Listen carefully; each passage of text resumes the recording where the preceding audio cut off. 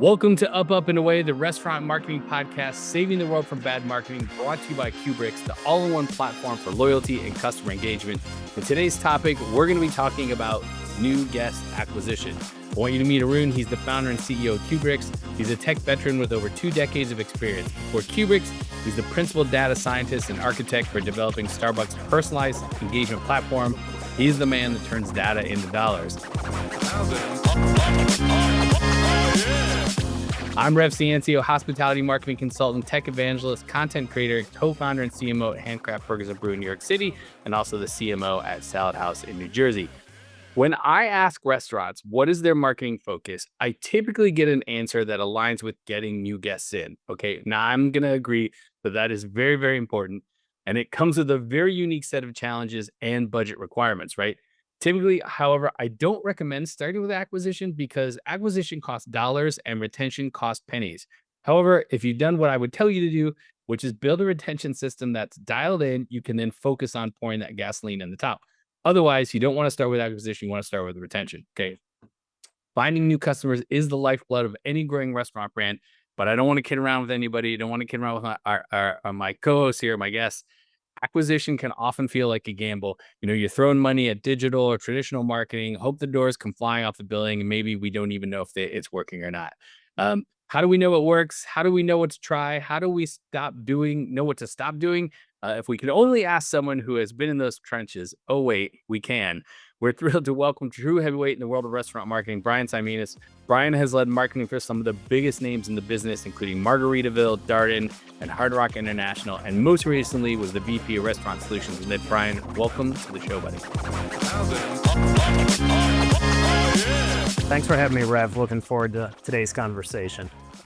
Amen. We actually wrote that entire intro backwards. We wanted to make you look big, and we just want to paint this incredibly difficult picture of the universe that you're going to solve. So no pressure.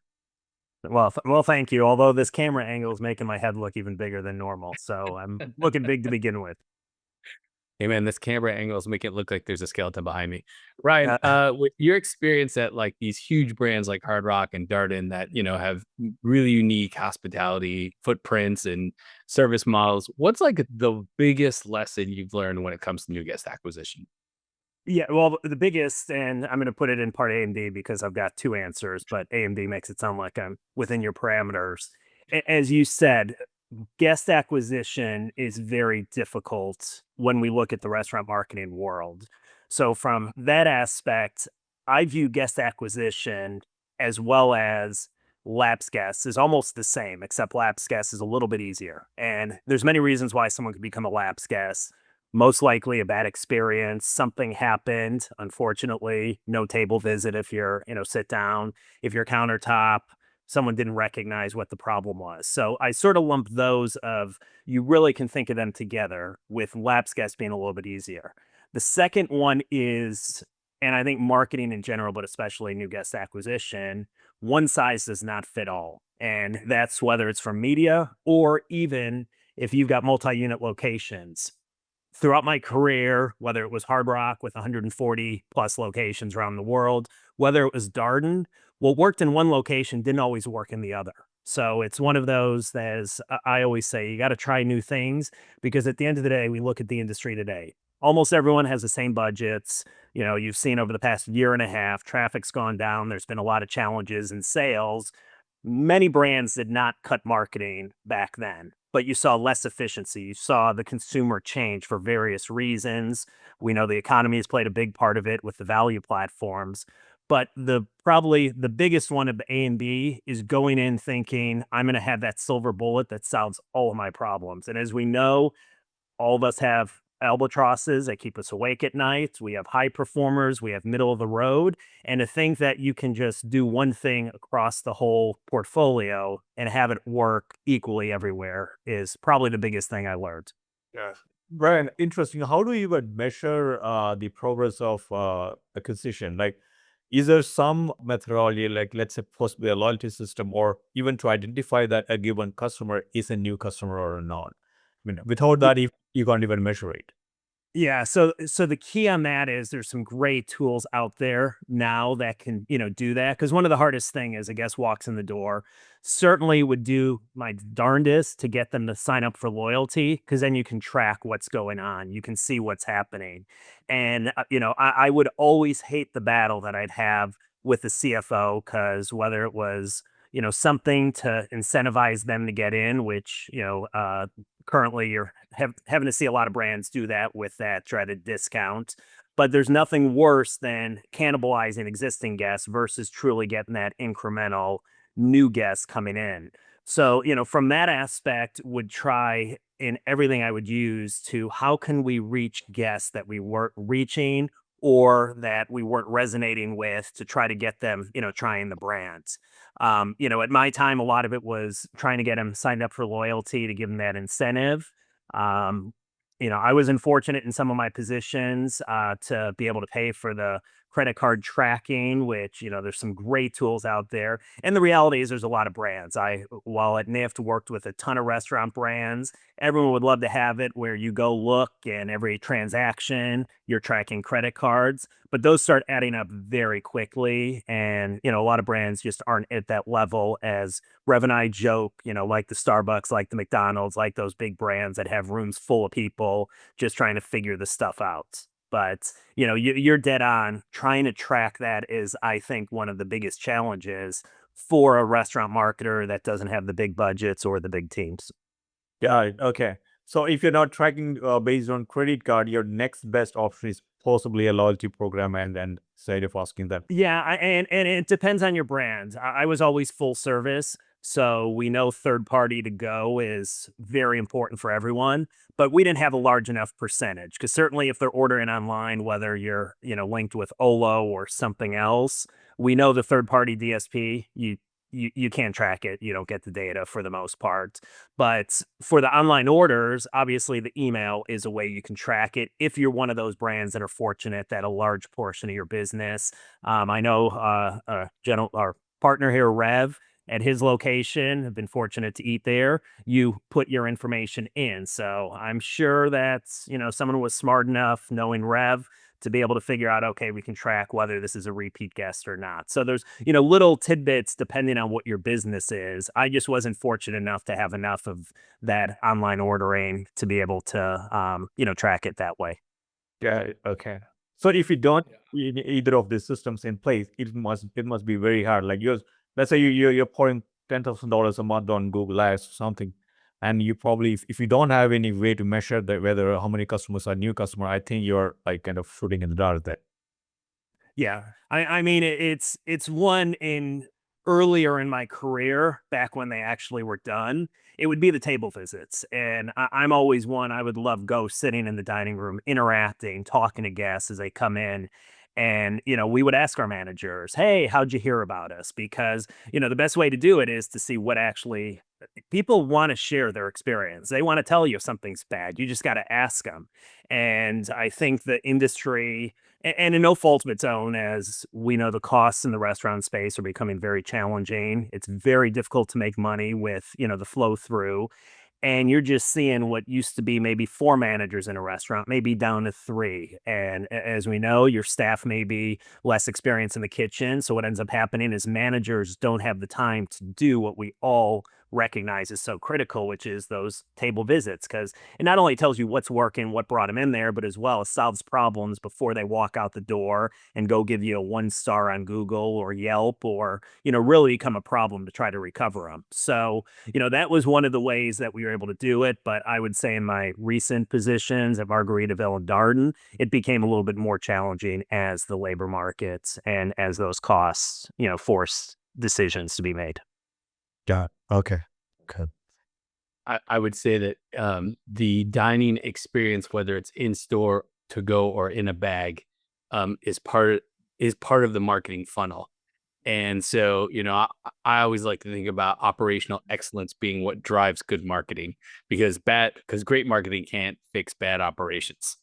So, if you're going to spend a lot of money on acquisition, you're going to get a guest to place an order or come in or make a reservation, whatever, like the team has to nail it, because the team nailing it in the experience does a lot for retention.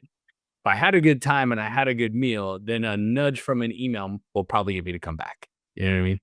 Yeah, you're dead on, Rev. And throughout my career, and it's sort of I'd put it as a C under learning, is I was one of those that actually shut marketing off at locations because there's the only thing worse than not marketing at all is marketing for a bad experience. And it wasn't a punishment, although they viewed it as that. It was a okay, we're not going to spend the money in marketing. Get with my partners in ops. What can we do? Is it management change out? If you're short staffed, I'd even had okay, it's so critical we'll put some of the marketing budgets, for whatever the reason is, because, you've got to make the restaurant work. But it was one that some of the worst performers, we stopped the marketing, we went in, we fixed it, turned the marketing back on. And as you said, it's amazing. If people have a great experience, it's a whole heck of a lot easier when they get that email or when they see that marketing piece, regardless, whether it's Meta, whether it's Google, they're going to come back in. I mean, no one's going to come back in if they have an awful experience because it's going to be that sucked. It wasn't worth the money, whatever the reason may be. And as well, my favorite, they're going to tell 20 of their friends how awful the place is versus when they love it, they'll maybe tell 5 of them. So you're dead on that ops. And I would always say, although every area of every partner you work with in the company is important, you got to be arm in arm with ops because if they don't deliver, it doesn't matter. You could, be winning every award possible and you're still going to have, negative same store sales and drops in traffic. Yeah, that's after you fix that, then that's when you focus on the retention version of acquisition. If you fix the ops, then you're like, okay, you haven't been here in 30 or 60. Let's get you back and make sure that you do like it again. And then again, go back to acquisition. What are some common mistakes you see restaurants make when they approach new customer acquisition? Like, where are they wasting the most money or effort? I think back to my earlier point is trying to treat every location the same. And, we used to in all of our locations and certainly domestically at Darden and Olive Garden, you couldn't do it with 850, but they did have different buckets. At my time when we did international at Darden as well as, Margaritaville is, the back to the old days is SWOT analysis for different locations, understanding where are they in the business cycle? Where are they in the maturity? Is it an awareness challenge? Are you new to the market? Is it you become static or flat and, your experience needs to be updated? Is it a menu? And, to me, that's an important part of the customer acquisition because it's different aspects of what you're having to communicate. And I'm envious. There's some brands out there, they open the door, they're on hour waits. At some point that will end, whether it's 6 months or we all have the honeymoon periods at our concepts. There's a couple out there that I look at the brands and we know them. It's great to be sitting in the head of marketing in those positions. But, for the vast majority, you've got, footprints out there that maybe you've got some new store openings. Maybe you've got some that, you just, whether it was your predecessor or didn't hit the ground running and you've got to, remarket, you got to relaunch it. Or maybe you've just been in the market, for a while and there's a lot of competitors out there. I mean, we look at the restaurant space and the number of brands, and we've talked about it, Rev, at conferences. There's some great ones, but how many chicken brands could there be before the consumer says, okay, and I joke, and there's some great ones out there, but the differentiator of we've got a great sauce, okay, maybe if you're Raising Cane's, maybe if you're number 2 or 3, but you're number 8 in the category.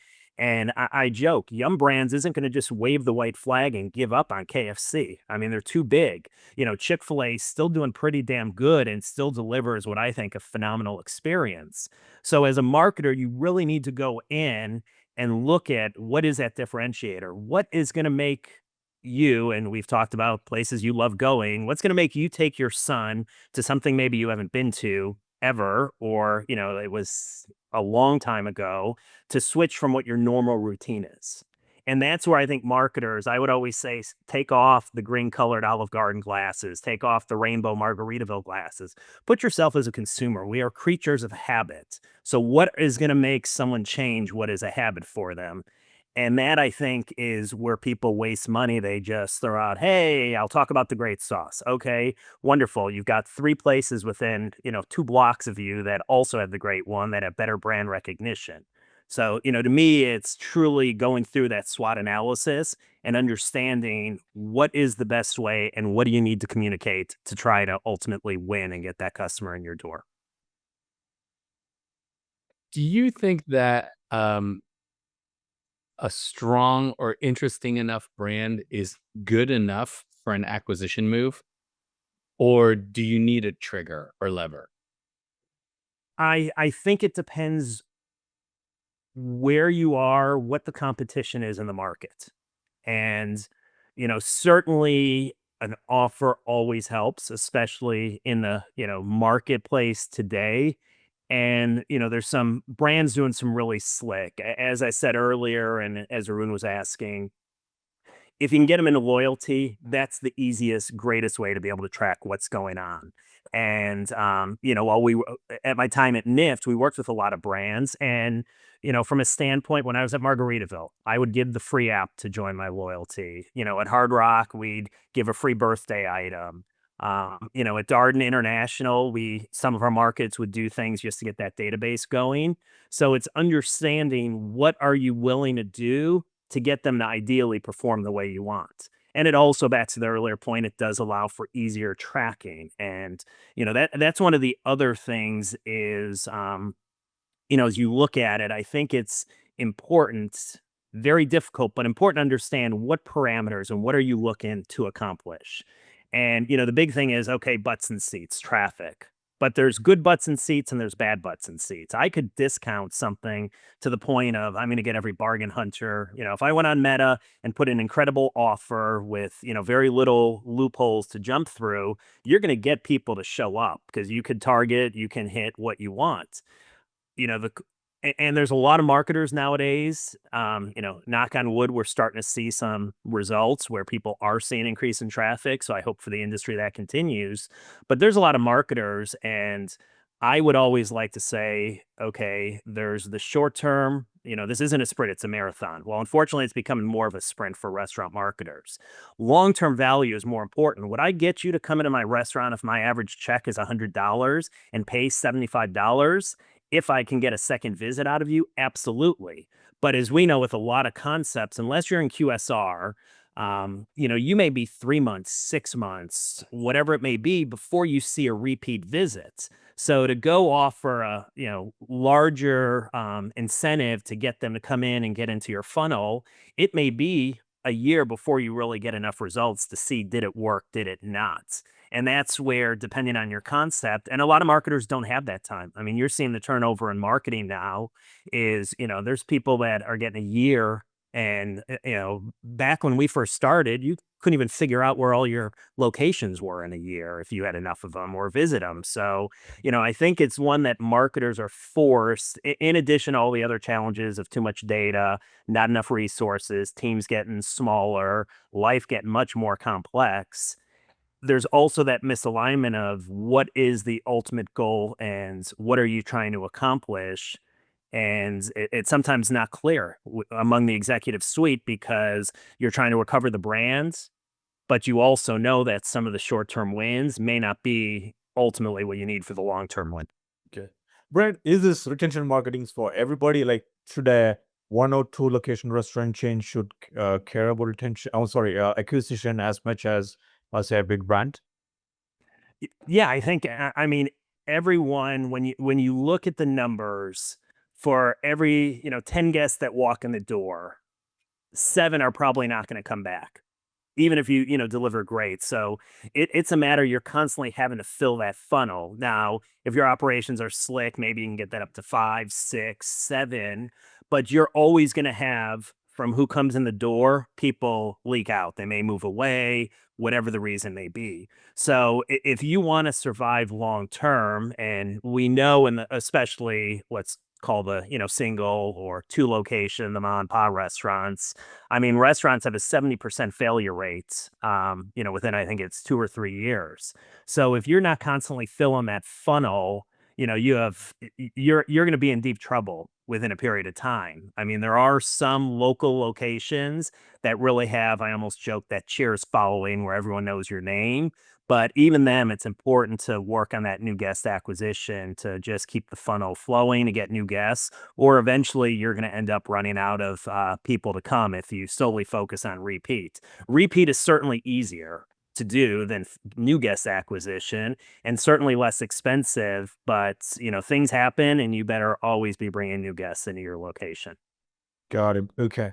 So what is the best channel for, in your opinion? Like, you have Facebook, there's Google, there's TikTok, there is all the new, digital avatars out there, plus your traditional local marketing tactics. Like, what is the go-to? I think all of it. And when I say all of it, is as much as you can manage, within your team, because it's going to vary what works based on your brand. And, it's one of those that I would try to set up a budget, and there's, a number of people, and I got this idea at Restaurant Leadership Conference from, Jen Bell with Let Us Entertain You. 80% of the budget is on those core. We know this is working. And then there's 20% on what are the things that you should be checking. Because again, we look at the industry, and everyone for the past couple of years has been doing the Meta, been doing the Google, been doing the, Yelp, been doing all of that. And the traffic's been going down in the industry. So there are a lot of new things coming out, and it's a matter of what are those things that you can, that you can test out, that you can do in affordable, and that you can execute. So I think it's, as a restaurant marketer, and why I think it's the most difficult job out there, is you're always having to stay on top of things. You can't, the same thing that worked 6 months ago nowadays may not be working today or even a year ago. And, I turn the question, we've got, Rev over here. He certainly has what I think one of the most challenging markets in New York. He's, his handcraft is right there near Bryant Park. He's certainly got his local, but also visitors. What are you seeing on the ground, Rev, that's, today really resonating? So it's an interesting question, and I'm actually going to refer back to something you said. You kind of got to know the location, right?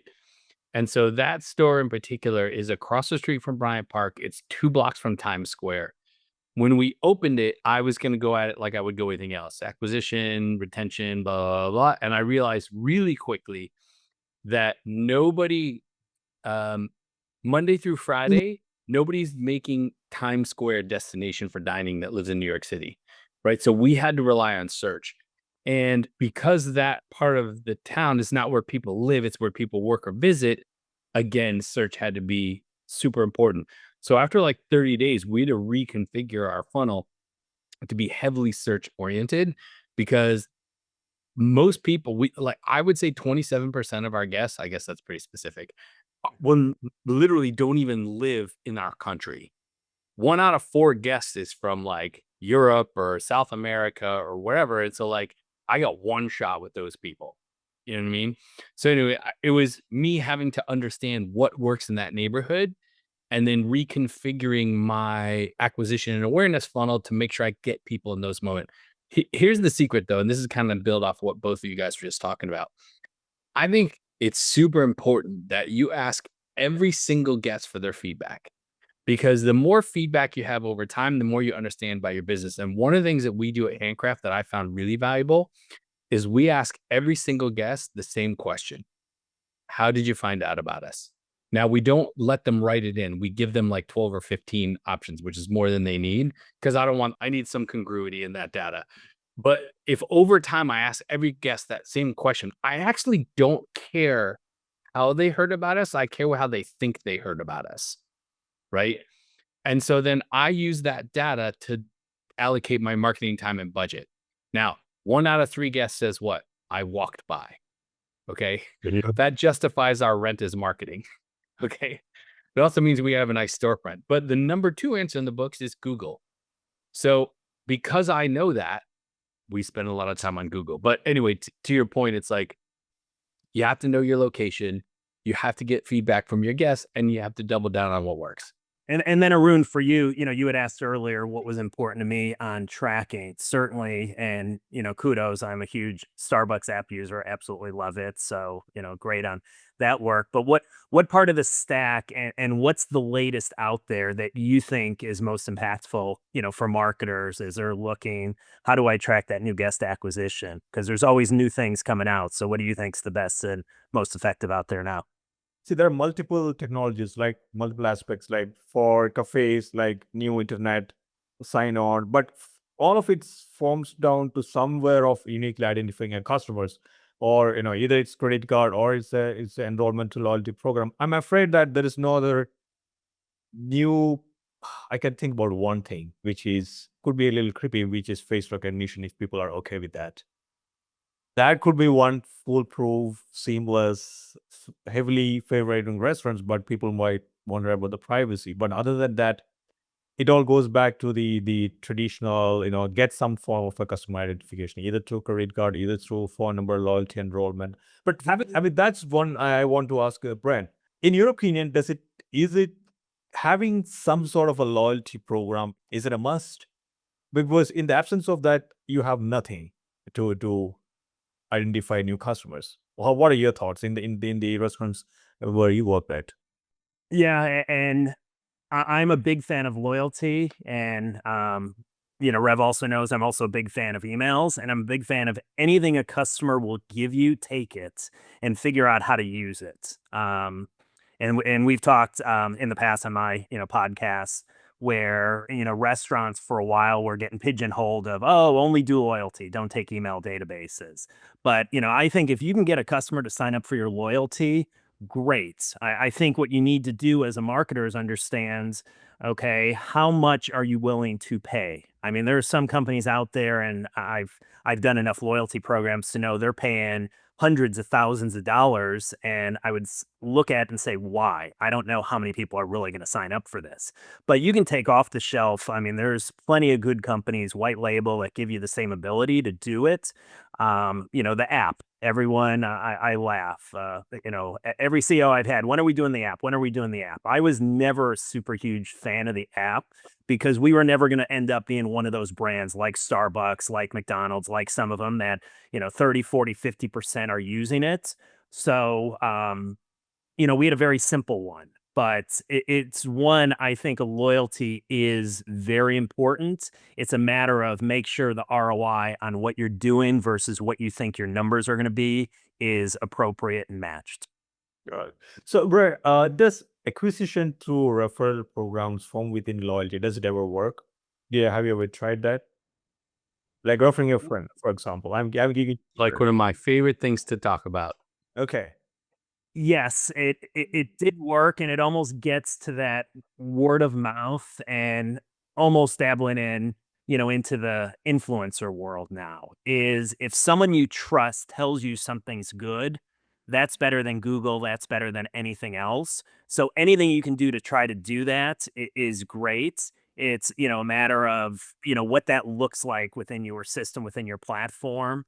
We did play around at one point with a loyalty referral where, hey, if send your friend this offer, and if they redeem it, you'll end up getting bonus points or whatever it may be. So, yes, anything you can do to get someone else, to tell them about it, because I think there's so many tough things, but right now it's just breaking through. I mean, even the big brands are spending millions of dollars on whatever media, it doesn't matter, traditional, digital. Think of how much we're bombarded. And, we were joking before we started recording what the ideal time period is for a podcast. And, I said for, our kids' generation, it's about, 30 seconds because that's their attention span. And I think that if you can get someone, if I send something to Rev or he sends something to me, I trust Rev. I'm going to, go do it versus all the other methods. So if you can incorporate that into your existing platform, absolutely go for it. Got it. Okay. So my opinion here is that awareness straight to loyalty is a mistake. If I've never eaten at your restaurant, or I've never even heard of your restaurant, why would I give a flying rat's whatever to earn points? And I think it's too big an ask of a new guest to like join loyalty before they've dined there. I also think it's a little awkward for like a brand like a Popeyes or a Taco Bell or McDonald's, like these huge legacy brands, to like get into loyalty, get into loyalty, get into loyalty. Like, how about just give my email address? Like, there's a ton of people that have no interest in joining and like don't want to download an app. There's a ton of people that aren't going to eat at Popeyes enough to like want to earn points. Like, how about just get their email? I think that's missing from the big brands. Yeah, and to your point, Rev, if I wasn't clear, as far as the person, if I'm referring you not into loyalty, I almost view the credit cards like, the Amex do a great job of, if I refer, I give you your email address, you get a great offer, I get bonus points. If you can mirror that to a degree, it's a pretty intriguing. And you and I are fully agreeing on it. I've done it in my career where sign up for loyalty and get this before you ever walk in the door because I was being measured off of how many loyalty members I had. But again, it's no different than, dating. You're not going to ask someone to marry you before you ever meet them or ever experience them. So, in the restaurant space, you got to get that flow, get them in the restaurant. Hopefully they have a great experience. If your staff does their job, get them to sign up for loyalty after that experience. So totally agree with you if I wasn't clear prior. Hey man, no. Acquisition is a funny word because I also think there's a step before it called awareness. And a lot of restaurants, a little bit more independent restaurants, kind of forget about the awareness piece and just jump right to the acquisition piece. And if you start at the join my loyalty program piece, you're literally starting at the retention piece. So, again, you said it earlier, there's lots of channels, there's lots of things to sort of measure and activate that are all a part of that funnel. You know what I mean? Yeah, and on that awareness piece, and I'll go back to how we did it at Hard Rock. A lot of marketers, and especially at smaller brands or early in their career, think of I need to hit the whole DMA. At Hard Rock, our whole goal was let's extend the storefront by 2 blocks or 3 blocks because depending on the city you're in, you don't need to worry about a 10-mile radius or 15-mile radius. Hopefully you're in a good location that if you can go a 2-mile radius, you got enough customers to worry about and get them in the door. And that's the key is if you've got to build on that awareness part of it, the wider you go, the more you're going to spend and the less frequency you're going to get to those that see it. What are 3 of your favorite channels for acquisition? Um, I love Google as you do. Um, you're gonna laugh on one of them, and I was casual dining for most of mine. I love Open Table or whatever the reservation system is, and the reason being is a little different than third party. We know if you're an Open Table user, that's your consideration. I don't like waiting in line, and I know there's other, 7 rooms, whatever it may be, Resi. If you use those, that's really a potential discovery method for you. And you do get the customer data. So I'm a big fan for those. And you only pay based on if someone makes a reservation or shows up, which I always like, when you only pay when you get results. And, the third one, I don't know because there's still new ones out there. Obviously, was with Nift for 2 years. Think it's an incredible platform. There's a lot of great things, and was fortunate to be able to build that out from a restaurant marketing standpoint, and created a lot of interesting aspects of it that solved a number of the marketers' problems. You got anyone who selected and showed interest. You got the customer email information. It was trackable. There was no integration. So there's whether it's Nift, there's a lot of new and up and coming things out there that I think restaurant marketers just need to be exploring. Because if you're still doing the same thing you did last year on your marketing plan, we're in, just hitting in August, every marketer's favorite part of the year, you're working on your 26 budget or wrapping it up. And, that's where I think you need to be looking at whatever that third thing is the latest and greatest. Amen. I think community marketing is really important. But that's also store level. Like somebody in the store has to be meeting the local principal, the fire department, making friends with the chambers of commerce. And look, that's easier said than done and certainly very difficult in a town like New York City. But, if you're in a town like I am here out in the suburbs, like that's it. Like you got to network. Networking is the key to new guest acquisition. Yep. And hopefully you have a salesperson. Otherwise, even if you're a GM of a location and we've, done a joint presentation, still think the best at it forever. Never spent a real dollar outside of that was with Chick-fil-A. They had spirit nights every day and got that local community involvement, Texas Roadhouse. And thankfully, a lot of others are following that model because it is successful getting that emotional tie-in with your customers and community. I'm a fan of, I go to the baseball games, the lead hitter hits 3 on-base hits and I get a free sandwich. That's a big deal for me.